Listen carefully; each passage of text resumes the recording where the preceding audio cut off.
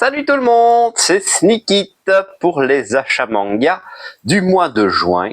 Et vous allez voir que ce mois de juin a été particulièrement bien rempli et riche en trouvailles. On se prépare tout doucement pour l'été. On va commencer tout de suite avec les occasions. Et le tome, le one-shoot Shiba Inu de Masanori Morita. C'est l'auteur de Rokudenashi Blues et de Rookies, un auteur que j'aime beaucoup, et c'est donc ça ne se trouve plus dans le commerce malheureusement, et c'était le seul manga de cet auteur qui me manquait, sachant qu'il en a fait d'autres mais qui n'ont jamais été traduits chez nous, malheureusement. Mais moi je ne demande pas mieux. Hop là. Encore un one shoot. Sans aller à l'école, je suis devenu mangaka. Voilà, un petit one shot. Ça fait longtemps qu'il est sorti celui-là, j'en avais entendu du bien. C'est autobiographique et surtout je l'ai payé 2 €. Pour un pavé comme ça, j'allais franchement pas dire non. Une excellente série que je suis content d'avoir découvert, les 4 tomes du mari de mon frère. Donc ce n'est pas un yaoi, je tiens à le préciser, mais c'est sur la culture gay, c'est-à-dire que ce personnage-là est homosexuel et canadien, et rentre dans une famille japonaise, avec le père qui lui a quand même un peu des préjugés et tout ça, et la fillette qui elle, comme toute fillette, est un peu candide et tout ça, elle trouve ça totalement normal. Si on aime quelqu'un, que ce soit un homme ou une femme, qu'est-ce que ça change? Donc franchement, c'est très beau à lire, c'est très, très touchant, très attendrissant. J'ai appris des trucs, parce qu'on a aussi des petites pages sur la culture gay. On va essayer d'en montrer une, vite fait, si j'en trouve une. Hop là. Voilà, on a des petits comme ça, des petits chapitres. C'est très intéressant. Petit détail amusant, vous l'aurez peut-être remarqué, le premier tome, en fait, c'est une épreuve non corrigée. Je ne savais pas en achetant ce manga, je l'ai acheté en ligne. Et donc, j'ai été surpris parce qu'il n'y a pas de jaquette, en fait, non plus. C'est vraiment un manga premier jet. Bah, intéressant. C'est une pièce de collection, on va dire. Ça me donne quand même envie de reprendre le tome 1, ne serait-ce que pour les comparer. Mais au final, ça m'amuse d'avoir ça dans ma collection, je suis très content. Une autre belle découverte, je me suis laissé tenter par, ils sont à l'envers, les 3 premiers tomes du vendeur du magasin de vélo chez le Lézard Noir. Je surveillais cette série depuis longtemps, j'essaie de la trouver à bon prix. Là, 5 € les 3. Niveau bon prix, on peut difficilement faire mieux. C'est excellent. C'est une romance très moderne, très touchante, très sympathique, bien dessinée. J'aime beaucoup la romance, mais c'est peut-être parce que je deviens un vieux con. Mais les romances lycéennes avec où il faut 10 tomes pour s'apprendre à se tenir la main, j'en peux plus. J'en peux plus. Voilà. Moi, j'aime quand ça avance, quand c'est plus mature, et c'est le cas ici. Détail amusant. En général, dans les romances, c'est toujours l'homme qui est plus âgé. Parfois même beaucoup plus âgé, comme dans Après la pluie ou L'ami de ma fille. Ici, c'est l'inverse. Elle a 30 ans, et lui, il n'en a que 26. Voilà, petit détail amusant.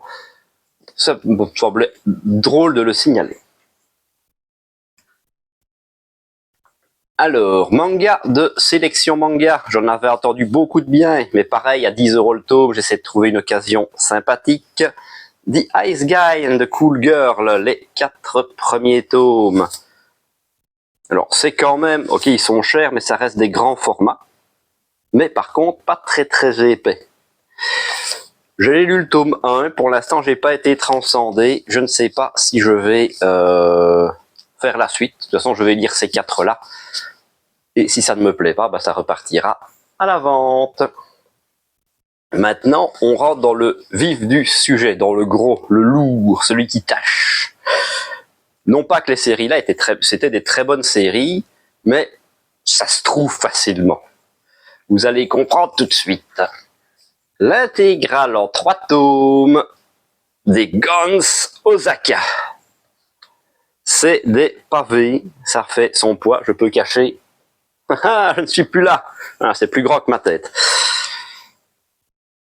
C'est assez difficile à trouver et en général, ça coûte un âne mort.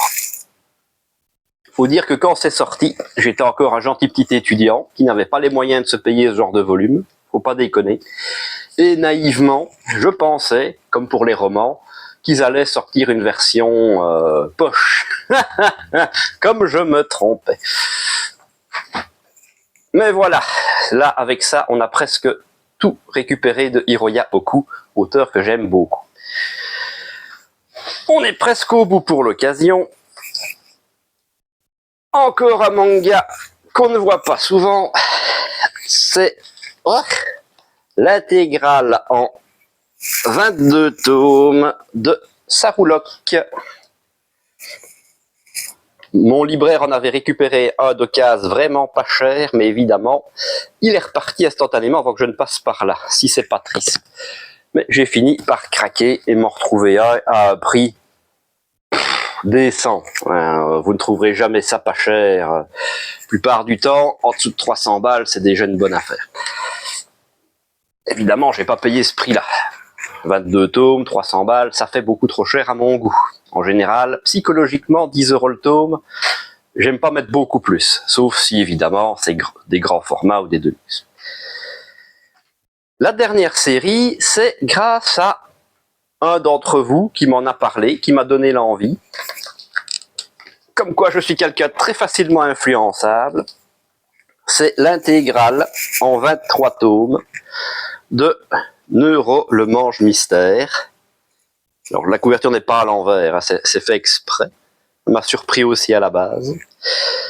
Donc c'est le premier manga de Yusei Matsui, que vous connaissez sûrement pour avoir fait Assassination Classroom et plus récemment Elusive Samurai.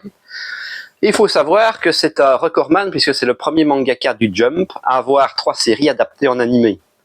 Il prouve quand même que le bonhomme en a sous le pied. Hein. Déjà arriver à faire 3 séries dans le Jump, ça mérite déjà le respect. Et surtout, 3 séries qui sont adaptées en animé, c'est encore plus mieux. Cette série-là est presque trouvable dans le commerce, mais comme d'habitude, Glénat fait la merde, puisque le tome 21 n'est plus disponible depuis au moins 2 ans. C'est pour ça qu'on a regardé du côté de l'occasion pour trouver un intégral. C'est quand même triste. Glénat est un éditeur... Hop là, c'est beaucoup trop lourd. C'est un éditeur historique qui mérite un peu de respect parce qu'ils ont amené beaucoup de mangas de qualité sur le territoire français. Mais paradoxalement, c'est aussi un éditeur très feignant qui a tendance à laisser mourir des séries juste parce qu'il manque un tome. Centaure, il manque le tome 5. Touch, il manque le tome 14. Neuro, il manque le tome 21. Voilà, ce n'est que quelques exemples que moi je connais pour en avoir souffert, on va dire. Et voilà, mais c'est con. Parce que si quelqu'un veut acheter la série, là ici je vous donne envie, il n'y a pas le tome 21, vous n'allez pas y aller. Ou en occasion. Mais l'occasion, ça ne va pas faire rentrer des sous chez Glénat. Alors qu'il suffirait juste de sortir les quelques tomes manquants, et c'est parti. Ruff, il manque le tome 3 aussi. Donc voilà, c'est complètement con. Je sais bien que ce n'est pas des séries qui se vendent forcément en plein, mais ils pourraient réimprimer juste quelques tomes de chaque, pour au moins que ça se vende, quoi. Parce que moi, j'achète pas un tome 1 si je sais que j'ai pas le tome 5. Voilà, je vais pas y aller. Voilà, donc en tout cas, pour les occasions, c'est fait. On va tout de suite passer à la suite. Bon, on va enchaîner sur les séries où je me suis mis à jour, ou des séries anciennes que j'achète neuves. Évidemment, on a adoré les 3 premiers tomes du magasin de vélo, on ne pouvait pas passer à côté du tome 4 que j'ai été acheter, séance tenante pour les enchaîner. C'est vraiment excellent.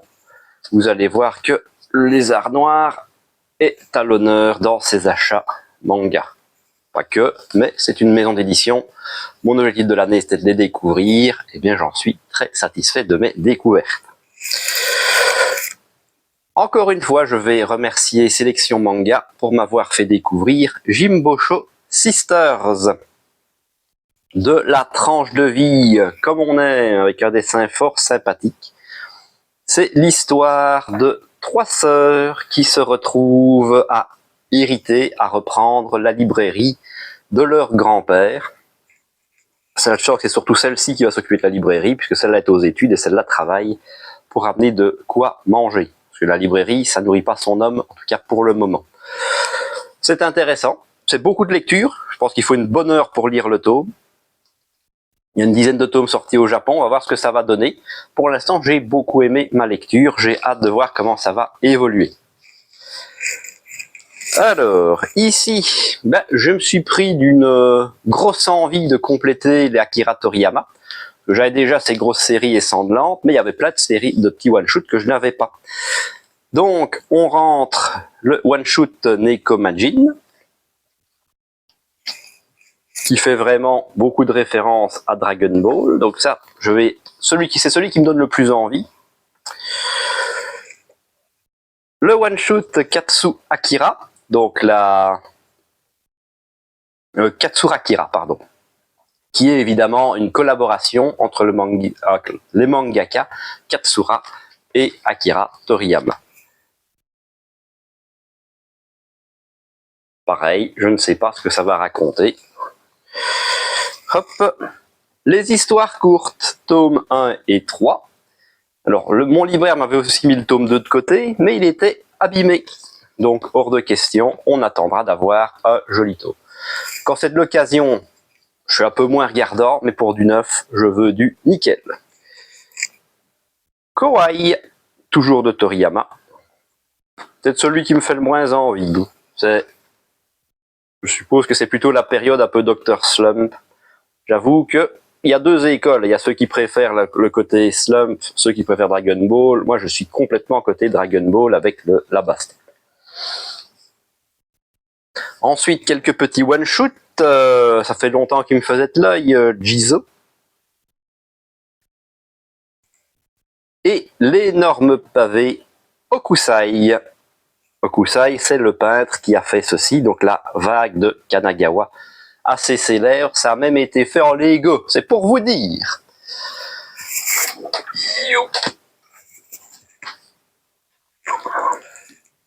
On va aussi compléter le Rakugo à la vie à la mort avec les 4 derniers tomes. Ce qui est très drôle, c'est que j'ai d'abord reçu le 5, puis le 4, et enfin seulement les autres. Donc pendant tout le mois, parce que là on est en fin du mois, je viens juste de les recevoir les derniers, je n'ai pas pu avancer dans la série, même si je l'aurais bien voulu. Le thème du Rakugo, mais de façon beaucoup plus complètement seinen, alors que le même thème avec les Akane Banashi, en voilà un, ici est abordé de manière complètement shonen sportif. Ça ne veut pas dire que un est meilleur que l'autre pour le moment. En tout cas, j'ai pas fini. De toute façon, le Rakugo à la vie à la mort. Hop là. Alors, là où je suis très content, le tome 1 du Petit Chef, Mister Hajiko. Il faut savoir que cette série-là, c'est édité par Black Box. Black Box, si vous n'allez pas le chercher sur son site, vous ne les trouverez pas en magasin. Sauf peut-être si vous avez un magasin qui est en partenariat avec eux. En tout cas, par chez moi, ça n'existe pas. C'est un manga de cuisine des années 80. Et pour vous faire une idée facilement, c'est le papa de Food Wars. C'est-à-dire que Food Wars, c'est exactement les mêmes codes, mais remis au goût du jour. Le joueur du grenier en a aussi parlé. Le dessin animé est exceptionnel, avec une traduction française. Gaspard savoureux. C'est pissé de rire. Mais c'est très dur à trouver. Moi-même, je n'ai pas l'intégrale des dessins animés, je dois avoir une 60aine d'épisodes. Si vous les avez, ça m'intéresse. Franchement. Le problème avec cette édition-là, c'est que j'avais trouvé sur le site de Black Box, en promo, parce que c'est des tomes qui coûtent assez cher, on est à plus de 10 €, les 9 derniers tomes, donc les tomes 2 à 10, pour 50 €. Et en plus, ça me permettait d'avoir les frais de port gratuits. Donc, sans hésiter, j'avais sauté dessus en me disant, un tome 1, ça va se trouver facilement. Il y a plein de gens qui ont pris un tome 1 pour goûter et qui vont le revendre parce qu'ils n'aiment pas. Que nenni! Plus de 2 ans sans en trouver un. Les seuls que je voyais passer, c'était des intégrales. Et évidemment, les gens ne veulent pas déloter, ce que je comprends parfaitement. Donc voilà, et il a fallu attendre cette année pour qu'il décide de rééditer quelques tomes, dont le tome 1, je me suis évidemment jeté dessus. Enfin, j'ai pu compléter cette série et commencer à la lire, même si je connais évidemment l'animé. Quitte à faire une commande chez Black Box, autant en profiter pour se faire plaisir avec des mangas de notre enfance. Si vous êtes né années 80, début 90 comme moi, ça devrait vous parler. Samurai Troopers, plus connu sous le nom des Samouraïs de l'Éternel. Grosso modo, c'est facile, c'est... Donc déjà, c'est qu'en 2 tomes, vous avez remarqué, il n'est pas très épais les tomes, je suis un peu déçu là-dessus. C'est du Chevalier du Zodiaque version samouraï, parce que pour battre le gros méchant, bah, c'est des gens qui revêtissent des armures magiques, sauf que là, c'est des armures de samouraï. Évidemment, c'était la mode, hein, c'était à peu près la même époque du Chevalier du Zodiaque, ça marchait bien. Hop, une romance, mes tendres années. C'est une, si ma mémoire est bonne du dessin animé, c'est une romance un peu compliquée puisque la fille est amoureuse du garçon, le garçon est amoureux de la fille, mais comme lui c'est un nain de jardin et qu'elle c'est une grande perche, il n'ose pas franchir le cap. Et une petite dernière pour la route, l'intégrale en 3 tomes des 4 filles du docteur March, avec un magnifique générique de Claude Lombard. J'avais beaucoup aimé le dessin animé, même si je pense n'avoir jamais... Déjà, parce qu'on était enfant, on ne voyait pas tout ce qui se passait et on s'arrivait de manquer des épisodes, évidemment. Je ne suis même pas sûr de connaître la fin. Donc c'est complètement l'occasion d'enfin aller au bout de la série, qui est plutôt jolie en plus au demeurant. Ça sent plutôt l'histoire pour filles, mais pourquoi pas. Donc voilà, on va pouvoir lire ça tranquillement. Pareil, pas très épais. Donc voilà, vous êtes prévenus. Personnellement, j'ai rien contre Black Box, mais pour aller chez cet éditeur, il faut des sous. Encore heureux, ça c'est quand même bien à signaler, un peu comme Meian, ils font des occasions de luxe. Donc c'est des occasions qui sont en parfait état, et par exemple ce tome-ci, voilà, c'est un tome d'occasion. Je vous mets au défi de trouver le moindre défaut, je ne sais pas pourquoi il est d'occasion, mais il est impeccable. Voilà, ça permet de minimiser un peu les coûts. Si Black Box vous intéresse, essayez de repérer les occasions, c'est le meilleur conseil que je peux vous donner. Voilà, cette vidéo va déjà être beaucoup trop longue, donc on va tout de suite passer aux nouveautés du mois. Et donc, en nouveauté, on va commencer par un ovni, puisque j'ai rentré Kimen. Kimen, c'est le premier manga sorti par Louis-San. Louis-San, qui est un célèbre youtubeur, je suppose que beaucoup d'entre vous doivent le connaître. Il avait fait une campagne participative sur un manga basé sur le thème de découverte du Japon. Je me suis dit pourquoi pas, ce sera rigolo d'avoir ça. Ça me hypait plus que celui du chef otaku, faut reconnaître. J'ai bien aimé ma lecture, c'est pas transcendant. Il dit que ce sera en 4 tomes. Donc on va voir ce que ça donnera sur le long terme. Mais c'est sympathique, et si vous connaissez un peu l'univers du youtubeur, évidemment, c'est plein de clins d'œil et de références amusantes. Et c'est chez personne, c'est chez lui. Chez Ankama, donc sens de lecture français, le nouveau tome de Wakfu, c'est la nouvelle saison, c'est La Grande Vague. C'est une des dernières séries que je suis chez Ankama, parce que j'aime encore bien, c'est l'univers de Dofus. Même si j'ai jamais joué à Dofus, j'avoue que l'univers est quand même vraiment très chouette et bien travaillé. Et j'ai trouvé ce manga beaucoup plus mature que la continuité habituelle du petit dessin animé. Alors oui, il y a déjà eu des morts et tout ça, mais là ça va plus loin, il y a du sang, du sexe, voilà. En tout cas c'est clairement sous-entendu. Donc c'est intéressant, mais comme d'hab j'attends pas grand chose de cet éditeur là, me voilà, ça sort, je lis, ça me fait rire. Chez Omake Books, le premier tome de Tsubaki, ce sera en 3 tomes. La couverture, je la trouve magnifique, et c'est un auteur que j'aime encore bien. Donc on verra ce que ça va donner. Chez Doki Doki, le tome 23 de Rising of the Shield Heroes. Le héros au bouclier. C'est un isekai qui démarrait très bien, très noir, très quête de vengeance. Et puis, comme tous les isekai, bah, ça s'est attendri et c'est plus très intéressant. Mais comme on est con, bah, on va au bout. Hein. Enfin, s'il y a un bout, parce qu'avec les isekai, c'est pas garanti non plus.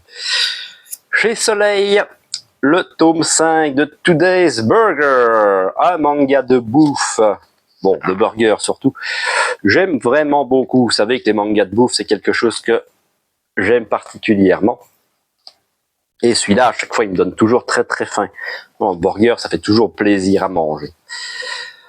C'est une collection spéciale chez eux, la collection bouffe. Et pour l'instant, bah, il y a un one-shoot et ça. Moi, j'aimerais bien qu'ils annoncent un peu plus. Je ne sais pas si vous connaissez Isekai Izakaya, par exemple. C'est une série comme ça. Je trouve qu'elle irait très bien cette collection-là. Chez Luna, les tomes 5 et 6 de Intrépide, donc l'histoire de Naoe Kanetsugu, racontée par son ami Keiji Maida. Ça ressemble très très fort à du Hara, c'est supervisé par Hara, mais ce n'est pas de lui, je le rappelle encore une fois. Je salue cette maison d'édition, parce que, c'est une petite, je ne la connaissais pas, je ne sais pas ce qu'ils font d'autre en vrai, mais au moins eux, ils sortent une série, c'est terminé au Japon en 9 tomes, bah, on a tous les 2 ou 3 mois 2 tomes qui sortent. Voilà, c'est un très bon rythme de parution, et pour moi c'est le truc le plus important, et c'est dommage que beaucoup de maisons d'édition ne comprennent pas ça. Mais Yann étant à mon avis la seule exception. Chez Mangetsu, le tome 19 de Shiruran, les histoires shonéniques des samouraïs du Shinsengumi. Évidemment, si vous connaissez un peu l'histoire, on sait que ça va pas bien se passer pour eux, ça va pas bien se finir. Et ça commence à être sur la porte descendante. Et il reste quand même une bonne dizaine de tomes, il y en a plus de 30, mais c'est terminé au Japon. Toujours sur le Shinsengumi. Bah oui, ils aiment bien ça chez Mangetsu. Le tome 8 de Mibu Gishiden.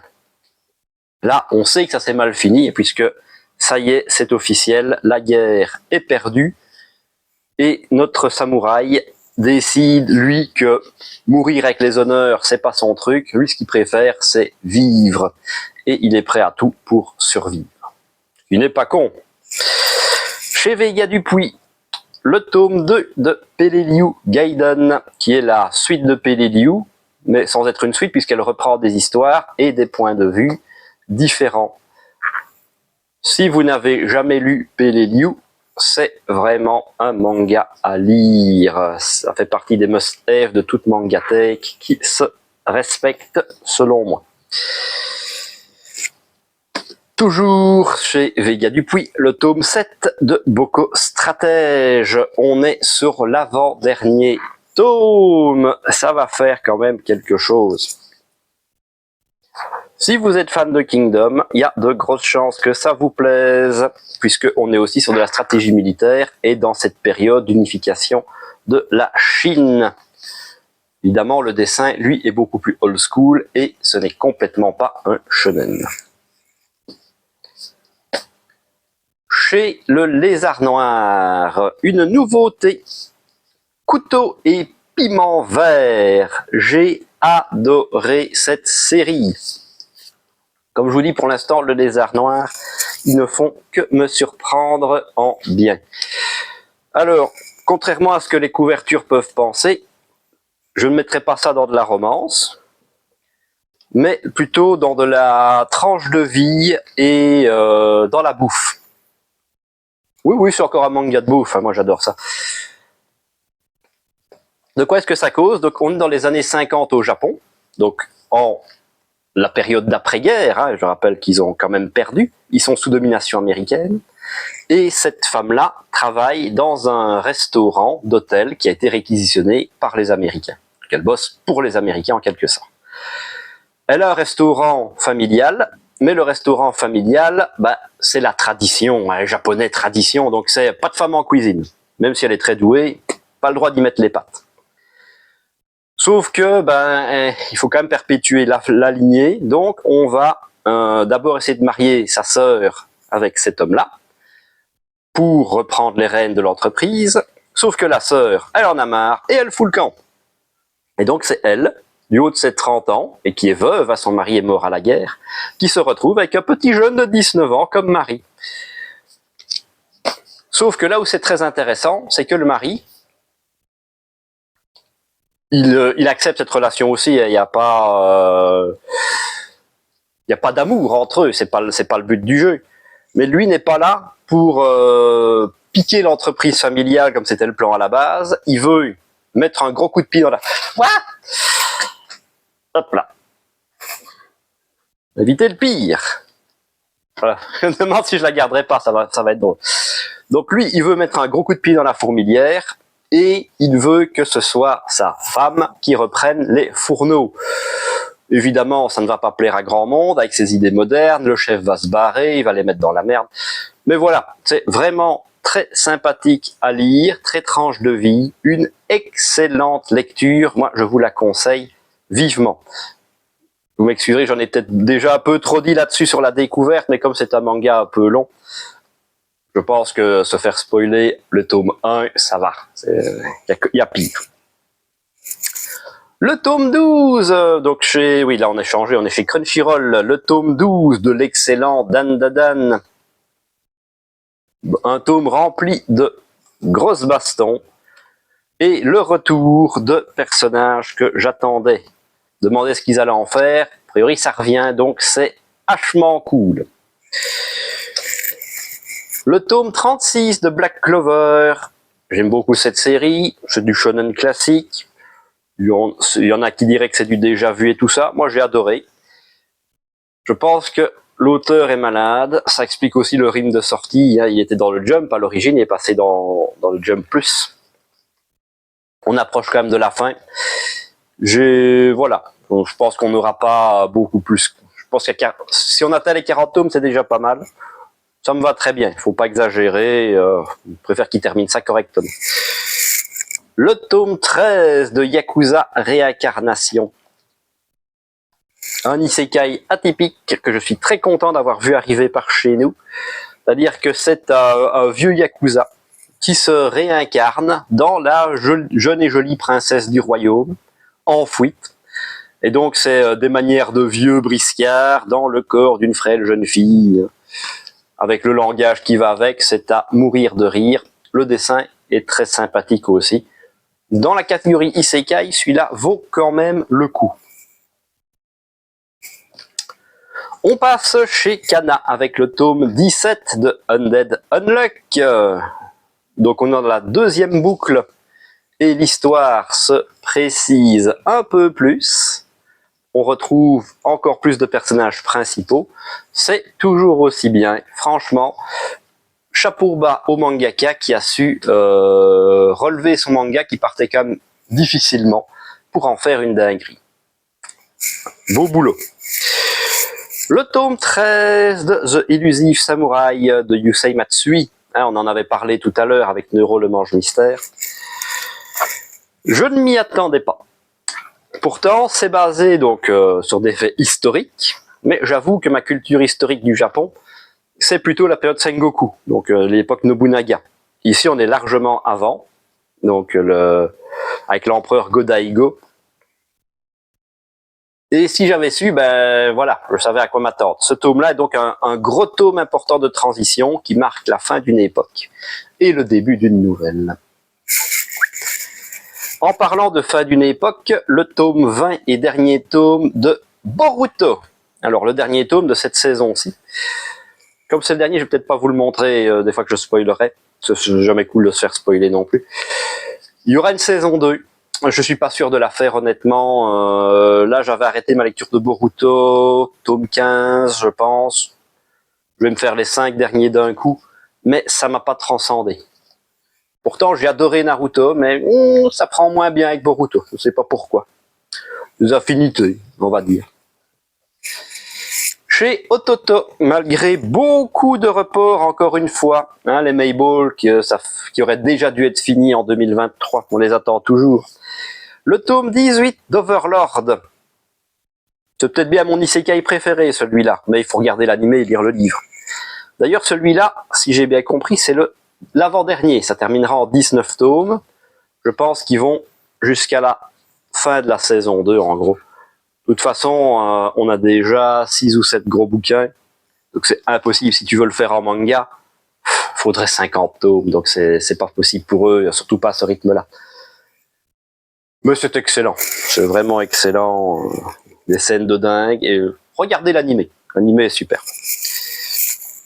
Le tome 12 de Reincarnated as a Sword. Encore un isekai. Sauf que là, le mec, il se réincarne dans une épée. J'ai trouvé ça très con quand j'ai lu le synopsis. J'ai regardé l'animé pour me faire une idée. C'était insupportable, la traduction était boiteuse. Soin du milieu. Quoi? Non, Middle Hill, ça veut pas dire ça. Mais, voilà, c'est la traduction, hein, évidemment, quand on regarde en manière louche, ça compte. C'est plutôt sympathique, en fait. Et malgré que le héros soit une épée, bah, le personnage principal, c'est elle. Hein, on peut pas faire vraiment juste un mec en épée. Celui-là passe encore. Par contre, celui il est réincarné en distributeur automatique, ça j'ai pas pu, ça va beaucoup trop loin. Et le tome 16 de Monster Musume. C'est du Eishi avec des filles monstres.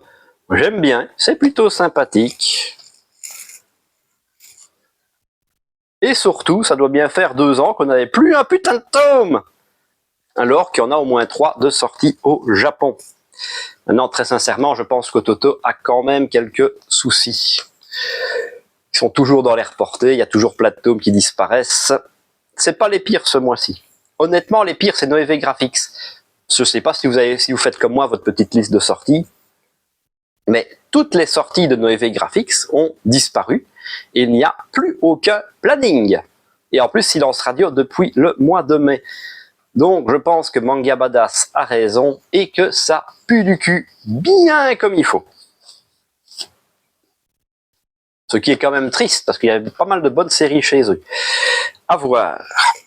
Alors, chez Delcourt Tonkam, qui était pour moi des plus mauvais élèves, mais finalement, c'est pas les plus mauvais. Hein.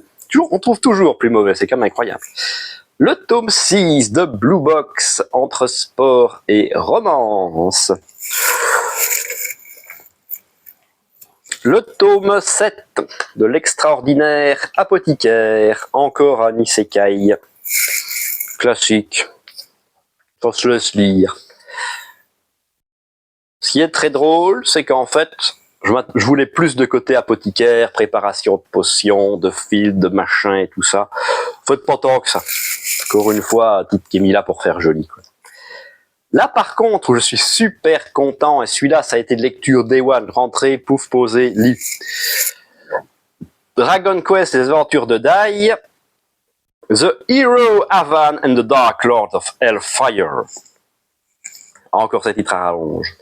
C'est purement et simplement, plus de 30 ans après,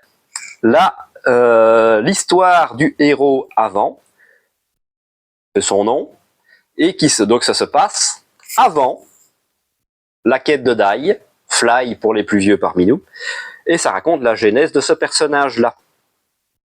Ça fait super plaisir de se replonger dans du Dragon Quest, de revoir des personnages qu'on connaît, de découvrir de nouveaux personnages, évidemment.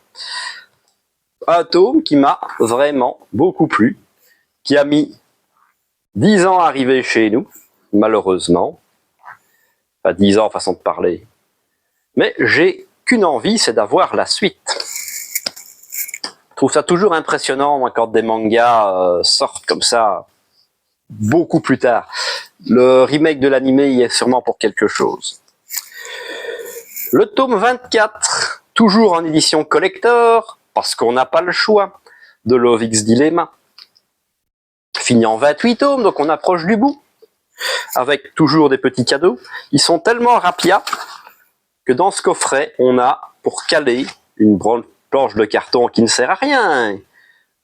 Vous n'allez pas me dire qu'on pouvait pas mettre un petit shikishi, une connerie, une planche d'autocollant. Non, on te sort une planche en carton inutile. Et un petit recueil d'illustrations. Si je vous les montre, je me fais striker. Vous aurez compris. Chez Kurokawa. Alors, des nouveautés étaient parties sur le mois précédent. J'espère ne pas me tromper ici. On a le tome 29 de One Punch Man. Un tome très sympathique, encore une fois. Beaucoup de plaisir à la lecture. Un dessin de Murata qui est d'une qualité de malade mental. Mais je me demande toujours où ça va aller. Je ne sais pas s'ils vont encore faire 40 tomes avec cette série-là. Le tome 25 de la saison 6 de Hippo. Pour une série très très longue, encore une fois, le rythme est très très bon. Tous les 2 mois, on a un petit tome de Hippo et ça fait plaisir. J'espère qu'ils arriveront à tenir le rythme pour le tome 2 de Ansel Sakamichi. Toujours sans couverture, hein, bon, on le sait. Un peu cher peut-être pour sa qualité, mais ça fait plaisir de récupérer ce manga de sport sur le cyclisme. Je rappelle, 88 volumes sortis, 89 volumes sortis au Japon. On nous en garantit au moins 27, c'est-à-dire la saison 1. J'espère de tout mon cœur qu'ils iront au bout. Même si j'aurais aimé qu'ils les sortent par paquet de 4. Et on termine avec le tome 4 de Moi quand je me réincarne en slime, Trinité des 2 spin-offs. C'est celui qui est le plus intéressant, puisqu'il revoit les événements marquants, en tout cas jusqu'à présent, de l'histoire, vus par les yeux de 3 personnages extérieurs au royaume de Limul. Hop là.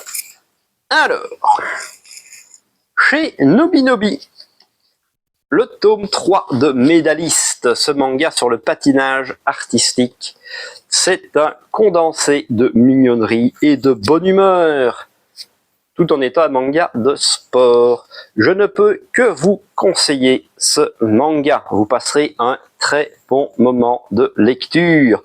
Si vous aimez le sport, si vous avez envie de découvrir le patinage, il est très très bon et très feel good. C'est une des lignes d'édition de chez Nobinobi, ce côté feel good, et c'est ce que j'aime chez eux. C'est pour ça que c'est peut-être une de mes maisons d'édition préférées. D'ailleurs, chez eux, on a le tome 6 de Katsu, sachant que ce sera terminé en 8 tomes. C'est des volumes doubles, et c'est les seuls, pratiquement, qui arrivent encore à éditer du Adachi par chez nous. Celui-ci est sur la box, alors que Adachi est plutôt spécialisé, on va dire dans le baseball, là c'est plutôt son kiff, et c'est le meilleur pour mélanger à la fois tranche de vie, romance et sport. La romance, c'est très bien, mais en général, quand c'est juste de la romance, ça m'ennuie un petit peu. Quand on mélange avec autre chose, ici du sport, ça marche du tonnerre. Je me régale à chaque fois, de toute façon, c'est du Adachi, je n'ai jamais été déçu par du Adachi. Le tome 23 de Hiruma à l'école des démons. Ben oui, il y a du petit shonen, c'est sympathique, c'est feel good. Ça n'avance pas extrêmement vite. Il va entrer tout doucement en 2e année. Mais ça se laisse lire et c'est aussi une série que j'adore. Toujours pleine d'humour et de fraîcheur. Et on va terminer chez Nobinobi avec un gros pavé. Le Comte de Monte Cristo, en version manga. Une couverture, donc c'est pas une jaquette, c'est une couverture, on va dire, semi-rigide. Donc c'est déjà intéressant.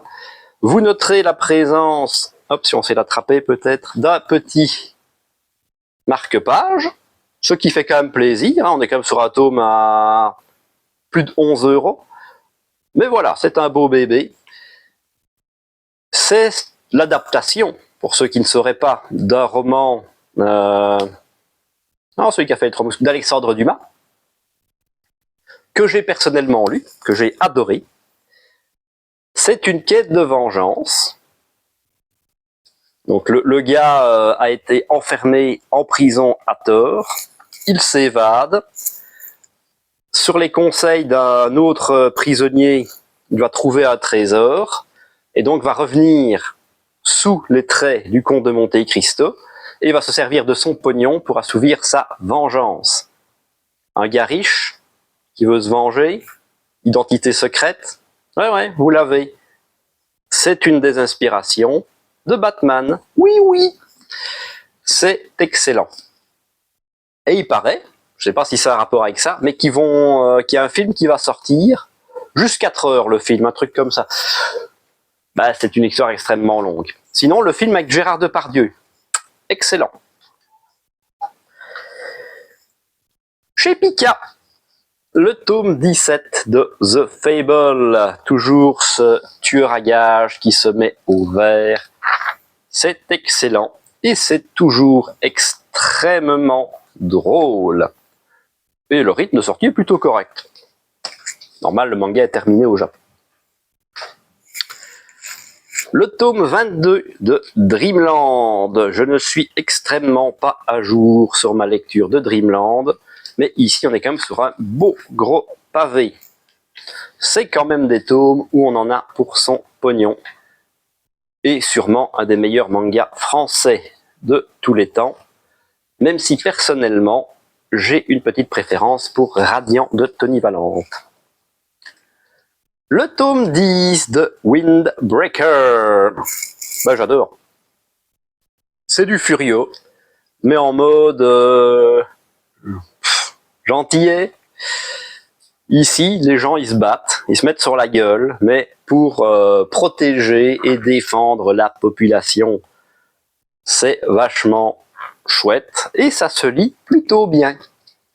Un manga que je recommande vivement.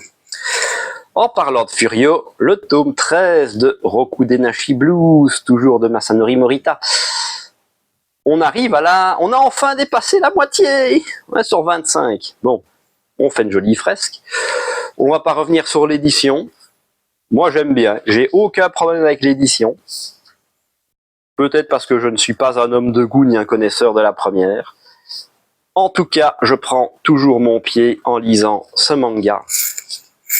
Si seulement on pouvait avoir un tome par mois, ce serait parfait. Parce que là, on n'est pas encore prêt d'avoir le bout. Ensuite, on est toujours chez Pika. Le tome 13 de Fortnite of the Apocalypse. On est dans ces moments charnières des shonen classiques où, ça y est, on va s'entraîner pendant une semaine. On a une semaine pour devenir vachement plus fort et botter des culs. Bah, c'est un passage obligé, c'est phase d'entraînement. Donc, ça marche bien. C'est pas un grand shonen. Ça se laisse lire. Et si vous avez apprécié Seven Deadly Sins, il n'y a aucune chance que vous n'aimiez pas celui-là. Le tome 25 de Triage X, c'est une série qui ne sort pas souvent. Voilà. C'est pas mal axé sur le Ishi. Il y a des pages qu'il vaut mieux pas trop voir. Le concept est plutôt sympathique. C'est par l'auteur de High School of the Dead. Enfin, un des auteurs, l'autre étant décédé. L'idée, c'est que c'est des médecins justiciers.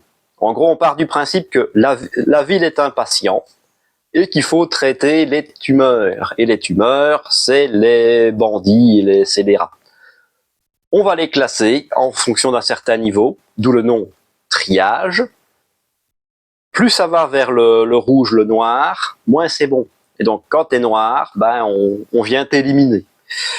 Il y a un petit côté limite super pouvoir, parce qu'ils ils ont un sérum qui les a drogués pour les rendre super forts. C'est rigolo, c'est bête et bourrin, hein, c'est un manga popcorn, on pose le cerveau, on lit, on passe un bon petit moment.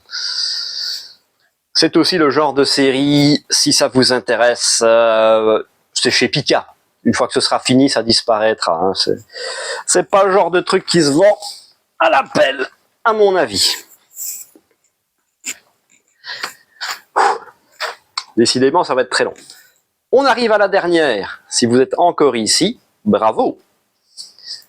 Le dernier, non des moindres, Meian, qui lui, encore très bien travaillé ce mois-ci. On va commencer avec le tome 9 de Uzaki-chan Wants to Hang Out. Une de mes comédies romantiques préférées. C'est un humour que j'adore. Plaira peut-être pas à tout le monde. C'est pareil, à l'humour, on a chacun le nôtre. Mais j'aime beaucoup. Et au moins là, la relation, elle n'a pas mis 20 tomes à se concrétiser, puisqu'on est au tome 9. Toujours un tome 9, Chilling Life in a Different World. C'est toujours un manga tout doux et sympathique, avec un héros surcheaté. C'est un isekai, mais ce qui est drôle, c'est que le héros vient déjà d'un autre monde. Donc c'est pas un terrien. Mais la fin laisse présager du bon. Et un petit cliffhanger à la fin, on va voir comment ça va donner, peut-être ça va un peu secouer les puces. Le tome 11 de Egrégor, donc c'est fait par un Français et un Coréen, c'est un des tout premiers mangas qui avait été édité par Meian. On arrive au bout du premier arc, c'est très bien, c'est de la dark fantasy, mais le rythme de sortie étant ce qu'il est, je vous avoue que j'ai décroché un peu de l'histoire. Donc je n'ai pas lu ce tome-là puisque je l'ai rentré il y a quelques jours. Sinon j'ai lu les autres. Mais c'est une série, une fois que j'aurai l'intégrale, je relirai tout d'une traite parce qu'il y a beaucoup trop d'informations. C'est comme si vous vouliez lire Le Seigneur des Anneaux, que vous lisiez un chapitre par mois. C'est impossible, ça ne marche pas. Une petite nouveauté de cette fin du mois. Welcome to Japan, ma chère épouse elfe de mes rêves. C'est un isekai inversé sur le thème de la bouffe. En gros, je ne l'ai pas encore lu, hein, c'est juste que voilà, isekai, bouffe, allez on y va, on se fait plaisir. Puis c'est Meian, on aime faire confiance à Meian, on n'est jamais déçu, et Meian est quand même un des moins chers du marché. Donc le gars joue à son jeu en VR avec son petit casque sur la tête, avec un PNJ, c'est-à-dire l'elfe qui est son épouse dans le jeu. Il tombe sur un gros dragon, il se fait buter. Sous le choc, il se réveille donc dans sa chambre d'étudiant et l'elfette est à côté de lui. En gros, mourir dans le jeu vidéo, la transporter dans le monde réel. D'où le côté isekai inversé. Voilà, ça va pas être de la grande littérature, ça ne va pas changer ma vision du monde, mais je pense que je vais encore passer un bon petit moment. C'est ce qu'on veut à manga, à la base. Ensuite, on reste dans l'isekai, le tome 10 de Kuma Kuma Kuma Beer. Ce personnage qui est dans un jeu vidéo et qui devient cheaté quand elle porte son costume de nounours et tout ce qu'elle fait. Tant que ça ressemble à des ours, ça marche mieux et c'est plus fort. C'est sympathique, c'est une lecture que j'aime bien, mais encore une fois, c'est très popcorn. Celui-là, j'avais extrêmement hâte, mais pas encore eu le temps de le lire non plus. Les mangas comme ça se savoure. C'est pas un manga qu'on lit quand on est crevé, il faut en profiter. Ni dans les transports en commun. Hors de question. Stand By Me Kakuemon, le tome 2. Ce manga qui est censé dénoncer les conditions de vie des mangaka, basé sur des faits réels, et une sorte d'anti-Bakuman. C'est tout bonnement excellent. Je sais que Céline de Sélection Manga n'a pas apprécié. Moi, j'adore, et mon libraire aussi. J'ai franchement hâte de voir ce que ça va donner. Et on termine avec deux énormes pavés, les tomes 7 et 8 de Gashbel, anciennement Zatchbel.